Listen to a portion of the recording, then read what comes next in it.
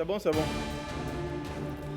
De passation de charge ce 1er juin, la vice-présidente de la République prend les rênes de la grande chancellerie, prescription constitutionnelle. Au même moment, son ancien poste de premier vice-président du Parlement vient d'être investi par Robert Bihan à l'issue d'un plébiscite. Et puis, 1er juin, journée de l'arbre, autorités municipales, centrales, citoyens ordinaires, tous se mettent au vert, mise en terre d'arbres, reboisements se sont multipliés à travers le pays.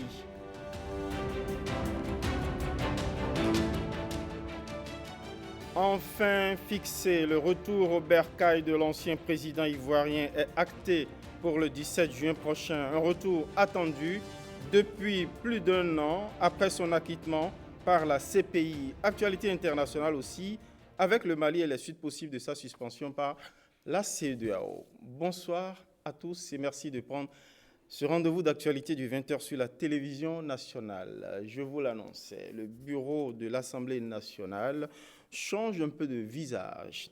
Robert Bihan est désormais le premier vice-président de l'Assemblée nationale.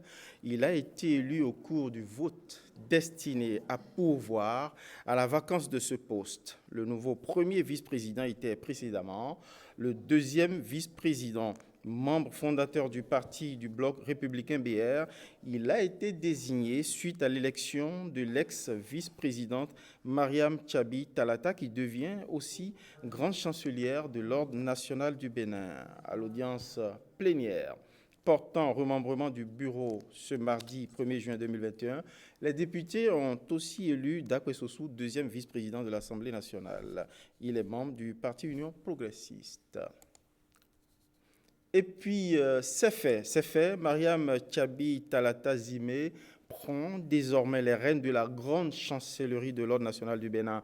La vice-présidente de la République est entrée dans ses nouvelles fonctions aujourd'hui même, mardi 1er juin, à la faveur d'une cérémonie de passation de charge entre Kouburat Hosseini et elle-même. On revient sur cette cérémonie dans un instant avec notre reporter Nicanor Kouvi, mais également avec Simon Vignon et Igor Ayosso.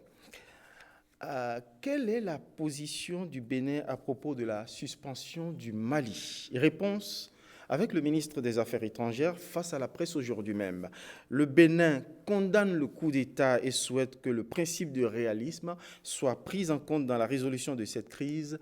On va écouter Aurélien Agbenonsi, le ministre béninois des Affaires étrangères, au retour du sommet extraordinaire des chefs d'État de la CEDEAO sur la crise malienne. Ce mode d'accession au pouvoir n'est plus acceptable. La position du gouvernement du Bénin, la conviction du président Patrice Talon, c'est que l'ère des coups d'État est révolue. Il y a des voies pacifiques, il y a des voies de rencontre, de dialogue, il y a la possibilité de créer des espaces d'échange dans un pays pour surmonter les difficultés qui ne manquent pas dans la gestion des affaires publiques, qui ne manquent pas entre les acteurs politiques, qui ne manquent pas lorsque plusieurs visions parfois s'affrontent. Donc le président Talon a tenu à réaffirmer très fermement son opposition au coup d'État. Le président Patrice Talon, tout en condamnant fermement ce mode d'accession au pouvoir, a souhaité que les décisions qui seraient prises à l'issue du sommet ne soient pas des décisions qui conduisent à une impasse, que ce soit des décisions qui permettent une sortie de crise, qui respectent non seulement les impératifs de sécurité de notre sous-région, mais aussi la protection des populations civiles, ce qui est très très important parce qu'on ne règne pas sur les cimetières, on gouverne des populations. Est-ce un vrai coup d'État digne d'être sanctionné comme tel? C'est une question qui persiste entre la décision de suspension prise par la CEDEAO contre le Mali et la menace du retrait de la France, la menace de la France de retirer ses troupes de ce pays. Quels peuvent être les impacts possibles de ces deux positions? Pas de péril pour la stabilité du Mali, mais fragilité potentielle de l'influence française dans ce pays et dans la sous-région, répond ici le chercheur Emmanuel Odilon Koukoubou. Il est politologue et spécialiste du Sahel. Contrairement à l'habitude de la CEDEAO, j'ai l'impression que la CEDEAO a voulu être quelque peu compréhensive. Déjà, il n'y a pas eu de sanctions économiques comme à l'habitude, il n'y a pas eu d'embargo ni rien. Disons que sur ce coup, Assimi Goïta a été assez stratégique en ayant avant le sommet, obtenu la démission des deux personnalités en ayant réussi à se faire valider comme président de la transition et chef de l'État par la Cour constitutionnelle. Maintenant, sur la stabilité du pays, je pense qu'il n'y aura pas de conséquences outre mesure non plus. Il y a quand même un certain soutien populaire qui l'accompagne. La France, pour moi, en tout cas, à court et moyen terme, ne peut pas se retirer du Sahel. Je prends cette annonce de la France plus comme un canular que comme une vraie menace. La France a suffisamment d'intérêts au Sahel, des intérêts vitaux, des intérêts géostratégiques, des intérêts opérationnels, qu'elle ne peut pas se permettre aujourd'hui de prendre une décision aussi brutale, aussi précipitée, disons, aussi irréfléchie. Sur la Russie, disons deux ou trois choses. Première chose, c'est qu'il y a une forte tendance de l'opinion publique malienne à aller vers la Russie. Remontons dans l'histoire. Après les indépendances, Modibo Keïta avait déjà tourné dos à la France pour l'Union soviétique. Et quand vous regardez bien, c'était la meilleure période de l'armée malienne. Après le départ des soviétiques, l'armée malienne a complètement décru en termes de capacité, au point de devenir aujourd'hui une épave que n'importe quel groupe de bandits peut, disons, secouer. Donc, il y a comme une sorte de nostalgie soviétique à vouloir d'une coopération, disons, avec la Russie. On sent que la France est là depuis, mais rien n'a changé. Mais dernière chose que je voudrais quand même dire, c'est que en 2013, la France était bien aimée des Maliens parce qu'elle a réussi, par l'opération Serval, à renvoyer les terroristes du Nord Mali. 7 ans plus tard, la France est devenue un pestiféré parce que la menace s'est étendue davantage et il y a une sorte de recrudescence de la violence et donc ce même destin peut revenir demain pour la Russie.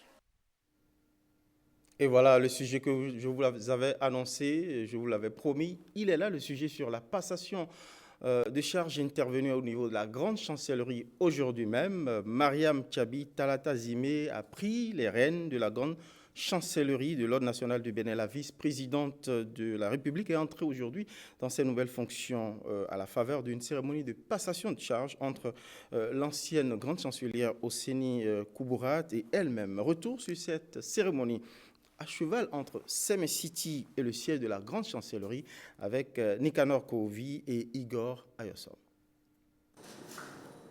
Talata, vice-présidente de la République, ça c'est déjà fait. Talata, grande chancelière, nous y voilà. Semé City, la cité de l'innovation. C'est entre ces murs où l'avenir du Bénin s'écrit en langage numérique que la tradition de la grande chancellerie joue les prolongations. Ici a lieu une passation de charges au nom de la loi. La loi numéro 90-32 du 11 décembre 1990 portant Constitution de la République du Bénin telle que modifiée par la loi numéro 2019-40 du 7 novembre 2019 a institué au Bénin le poste de vice-président de la République. L'article 54-1 nouveau dispose, je cite, « Le vice-président de la République n'est pas membre du gouvernement. Il représente le président de la République à la demande de celui-ci à l'intérieur et à l'extérieur du territoire national. Il est le grand chancelier de l'ordre national. » Mariam Tchabi Talata Zimé est une pionnière, première femme vice-présidente de l'Assemblée nationale et première femme vice-présidente de la République tout court. Mais Kouburat Osseni est elle aussi une ouvreuse de voix. Première femme nommée grande chancelière de l'Ordre national du Bénin, elle a tenu la barque plus d'une décennie durant. Tout au long de mon séjour à la tête de cette institution, j'ai honoré, j'ai servi son âme, j'ai respecté, faire respecter et promu ces valeurs à chaque occasion que le temps m'offrait. De mars 2009 à mai 2021, soit 12 années et 2 mois passés à la tête de la grande chancellerie de l'Ordre national du Bénin, 4 918 dossiers ont été étudiés par le Conseil de l'Ordre national du Bénin et 5 241 valeureux citoyens ont été reçus dans les divers ordres nationaux à titre normal et exceptionnel, civil et militaire, voire étrangers. Mariam Tchabi-Tallata Zime, vice-présidente et grande chancelière. Mariam Tchabi-Tallata, enseignante de philosophie aussi. Et chassée la philo, elle revient au galop. Parler de vacuité de la vice-présidence, n'est-ce pas faire montre d'un nihilisme inhibiteur et destructeur de l'institution et des personnes qui y travaillent? La grande chancellerie, dont la vice-présidente de la République a la charge désormais, n'est pas un néant, un non-être, un vide.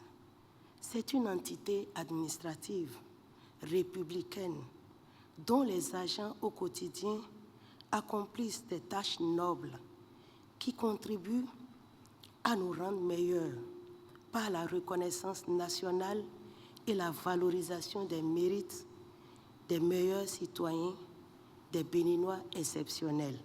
De Semé City à la grande chancellerie, 6 route de l'aéroport, chronique d'un passage de témoin entre deux pionnières. Pour l'une, une page se referme et pour l'autre, c'est le début d'une histoire écrite pour entrer un peu plus dans la légende des grandes figures politiques du Bénin. Et oui, pas de nihilisme, effectivement, au bout de l'office qui distingue et honore les citoyens les plus méritants, les plus dévoués. Aujourd'hui, mardi 1er juin, le Bénin célèbre la Journée nationale de l'arbre. Le verdissement est à l'ordre du jour à travers le pays. À l'occasion, les dirigeants de l'ORTB, journalistes et techniciens, ont troqué leurs outils ordinaires contre des plantules. Plus de 50 variétés de plants ont été mises en terre dans l'enceinte de l'office, sauf Blaise Adankou et Benjamin Denayon pour les besoins du reportage que voici. Jean-Philippe Eric Abraham met en terre des plants. Le premier responsable de l'Office de radiodiffusion et télévision du Bénin donne l'exemple en cette journée nationale de l'arbre. Au-delà de ce que nous savons faire, à savoir manipuler les micros et nos plumes pour rendre compte de l'activité de l'événement d'aujourd'hui, nous avons voulu mettre la main à la pâte en reboisant une partie de notre maison. Je crois que cela participe quand même à un cadre de vie meilleur. Comme on le dit, celui qui a planté un arbre n'a pas vécu inutilement. Membre de l'administration, chef et responsable des différents services de l'office public et leurs collaborateurs, tous sont là. Ils accompagnent la dynamique de la direction générale de l'ORTB. Celui qui a planté un arbre n'a pas été inutile dans la vie. Et justement, ce geste que je viens d'accomplir, je serai très heureuse de venir ici dans 15 ans, dans 20 ans, voire 30 ans, si Dieu me prête vie, de voir ce plant devenir un arbre. On est juste content et on espère revoir cet arbre pousser dans quelques années et de venir ici et dire un jour, ah, c'est moi qui l'ai planté il y a tellement d'années. C'est toujours une fierté. Ce qu'on ne peut plus démontrer, c'est l'urgence, la nécessité de mettre en terre des plants. On vient de le faire. Nous sommes heureux d'avoir contribué à tout ce qu'on a comme lutte contre l'érosion, lutte contre le réchauffement climatique. Nous sommes heureux de contribuer à tout cela. Pour l'édition 2021 de la Journée nationale de l'arbre, l'ORTB a mis en terre plusieurs variétés de plants. Donc nous avons mis 4 anacadiers, nous avons mis 20 citronniers, nous avons mis 3 corosols, communément appelés chap-chap, 12 acacias et sinon terminalia superba, nous avons mis 2 cassia siamia, nous avons aussi mis un kaya. L'essentiel, c'est d'entretenir ces arbres que nous venons de mettre en terre et nous prendrons des dispositions pour que cela se fasse correctement. L'Office de radiodiffusion et télévision du Bénin n'est pas sa première initiative. D'ici quelques années, la chaîne de service public pourrait s'offrir un espace vert reluisant. 37e journée de l'arbre du Bénin. Cette journée qui marque le début de la campagne de reboisement national est placée sous le thème arbre et restauration des forêts pour le bien-être. À Cotonou, le maire et ses collaborateurs ont ensemble fait le geste utile. Ils ont planté. Marcel Arossi et Petroni Lokosu en étaient témoins. Grand déplacement de la municipalité de Cotonou, un symbole pour marquer autrement une tradition peu vieille. C'est la journée de l'arbre. Nous l'avons fait ici, mais tout à l'heure, chaque chef d'arrondissement va se replier dans son arrondissement ou dans les 13 arrondissements. Il y a un programme pour que les arbres soient plantés. Je voudrais compter sur les chefs d'arrondissement et les chefs de quartier pour que cette opération soit une réussite. Si chaque citoyenne et chaque citoyen peut aujourd'hui planter quelque part dans son jardin ou quelque part dans le quartier, ne serait-ce que quelques arbres, je pense que l'année prochaine, quand nous aurons à faire le point, nous constaterons que nous avons fait des pas en avant. Pour tout Cotonou, 400 plants sont prévus. 2 espèces à racines profondes, Terminalia superba et Cordia, choix du maire et de la section communale des eaux, forêts et chasse.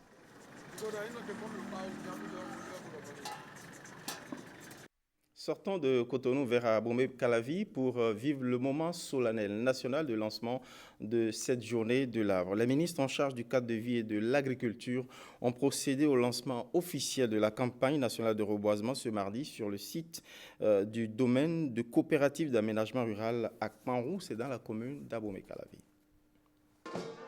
José Didier Tonato, Gaston Dossoui, c'est le tandem qui est allé donner le top de la campagne nationale de reboisement. À travers cette action, le gouvernement béninois manifeste encore sa volonté d'inverser le processus de dégradation des ressources forestières. Le reboisement massif contribue à restaurer les écosystèmes et à maintenir une bonne qualité de vie sur la Terre. En 2020 particulièrement, 3400 hectares environ ont été reboisés et nous travaillons d'arrache-pied pour réduire les effets néfastes des changements climatiques et contribuer à la consolidation d'une économie verte, gage d'un développement durable, porteuse de croissance et d'une meilleure résilience. Il est important de constater que si nous ne faisons rien aujourd'hui, nos enfants ne pourront plus construire leurs bâtiments avec du bois. Le bois de demain doit être planté aujourd'hui. C'est pourquoi, dans une synergie d'action, le ministère du cadre de vie et le département dont j'ai la charge, depuis la côte jusqu'à la vallée du Niger, nous avons un programme pour reverdir le Bénin et en faire une véritable barrière vivante contre la déforestation. Au total, 12 500 plants, dont 5% d'essences autochtones, seront reboisés sur un espace de 5 hectares. Journée de l'arbre, ce n'est pas juste un moment de romantisme écologique, puisque la pression est forte, par exemple, du côté de la Liborie. Le désert avance à pas de géant, avec comme corollaire notamment la forte chaleur qui se ressent de plus en plus dans cette zone. Certaines organisations non gouvernementales en charge de la protection de l'environnement renforcent l'alerte. Le Centre pour l'environnement et le développement local partage son constat par visioconférence avec Koudous Abdoulaye. On va écouter son cri d'alerte. Le désert est caractérisé par 2 éléments. Dans le département de la Liborie, il y a la disparition des ressources naturelles, notamment la flore et la faune également. Et il y a la forte intensité de la chaleur qui se fait constater déjà en février.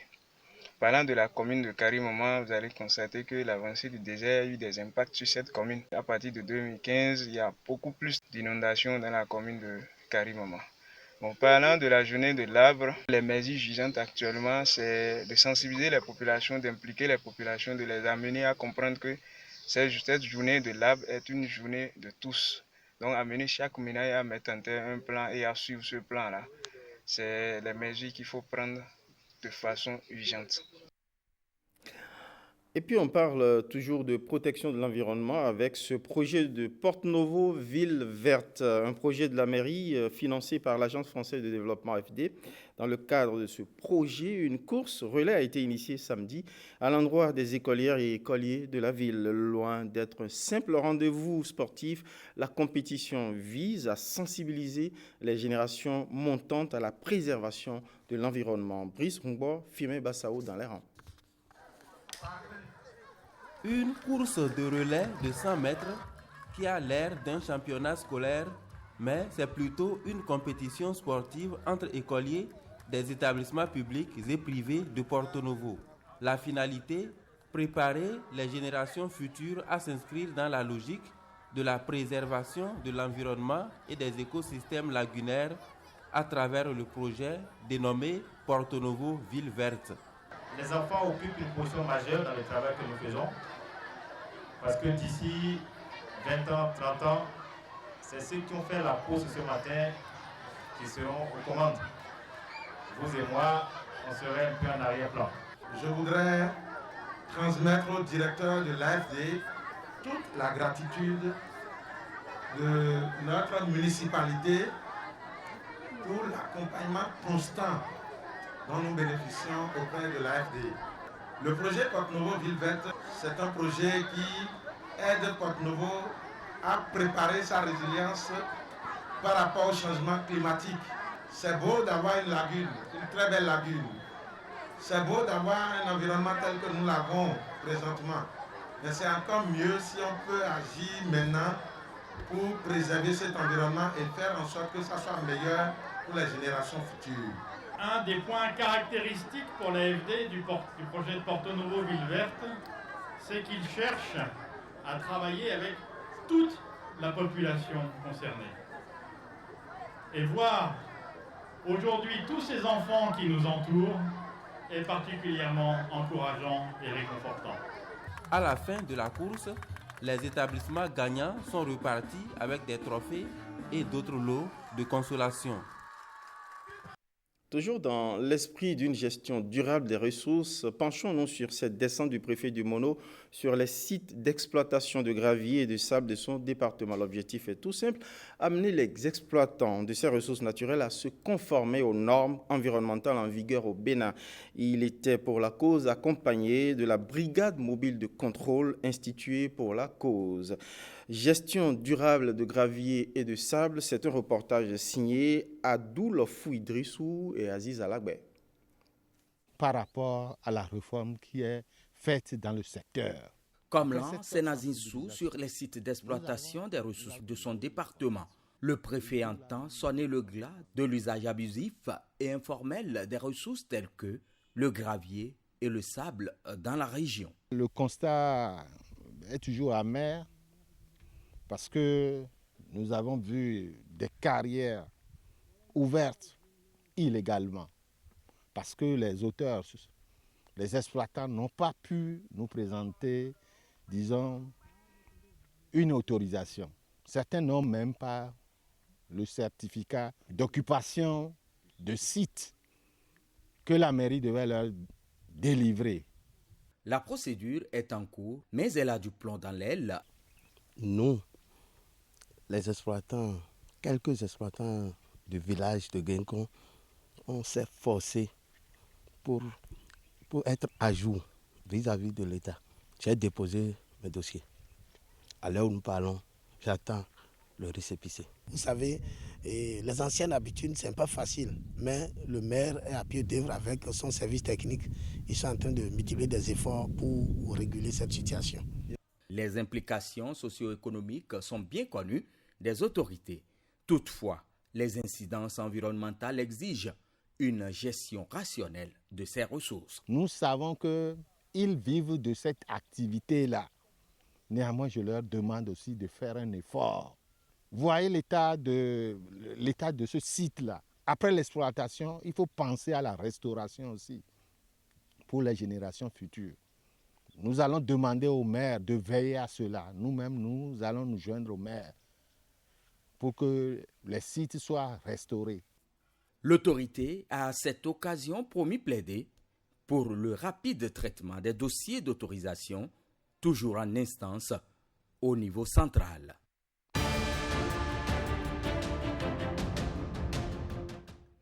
Dans l'actualité internationale de ce journal, nous allons vous parler de la Côte d'Ivoire, du Mali, du Pérou et de la Chine. En Côte d'Ivoire, le retour au bercail de Laurent Gbagbo est annoncé pour le 17 juin prochain, 10 ans qu'il n'a pas foulé son sol natal. Et puis en Chine, découverte d'un premier cas mondial chez l'homme de la grippe aviaire. Les autorités chinoises rassurent contre le risque d'une épidémie. Suivant.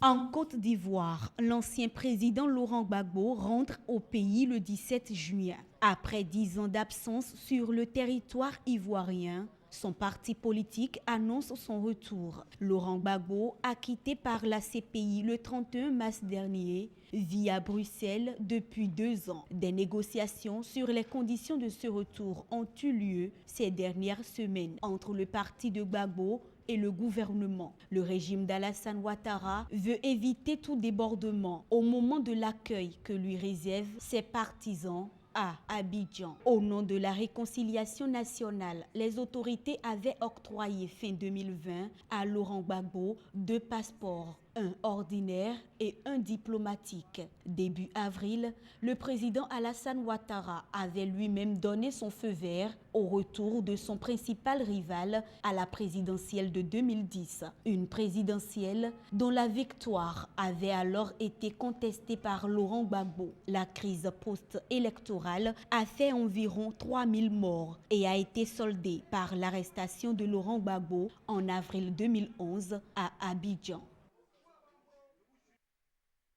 Au Mali, des présumés djihadistes font de nouvelles victimes. Un policier et 4 civils ont été tués dimanche dans une attaque, annonce le gouverneur de la région de Bougouni. Selon le gouverneur, l'attaque visait un poste mixte de la police et des services forestiers. Un poste placé sur un important axe de circulation entre le Mali et la Côte d'Ivoire.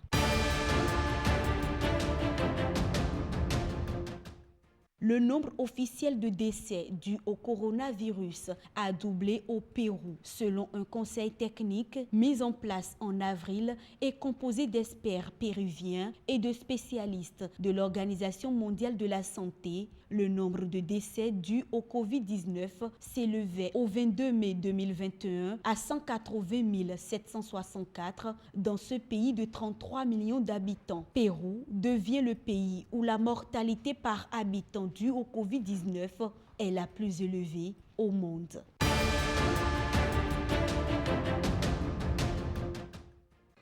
La Chine a rapporté ce mardi un premier cas mondial de grippe aviaire chez l'homme.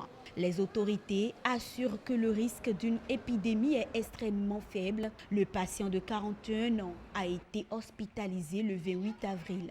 Les médecins ont conclu 1 mois plus tard qu'il était atteint de la maladie, indique le ministère de la Santé. Les autorités sanitaires provinciales ont testé l'ensemble des cas contacts et n'ont décelé aucune personne atteinte du virus pour l'instant. Pour le ministère de la Santé, la grippe aviaire n'a pas la capacité d'infecter efficacement les humains et est de toute façon faiblement pathogène chez les oiseaux.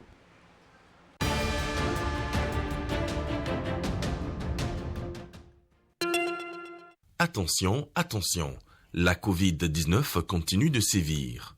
Pour vous protéger et protéger les autres, vaccinez-vous. Vous êtes âgé de 18 ans ou plus, vous pouvez recevoir les doses de vaccin contre la Covid-19. Alors, faites le geste qui sauve. Rendez-vous au poste de vaccination implanté dans l'information sanitaire de votre arrondissement ou de votre commune ou appelez le 136 pour tout renseignement. Les vaccins contre la Covid-19 sont sûrs, efficaces et gratuits. Pour tout savoir sur l'épidémie du coronavirus au Bénin, rendez-vous sur le site web www.gouv.bj/coronavirus.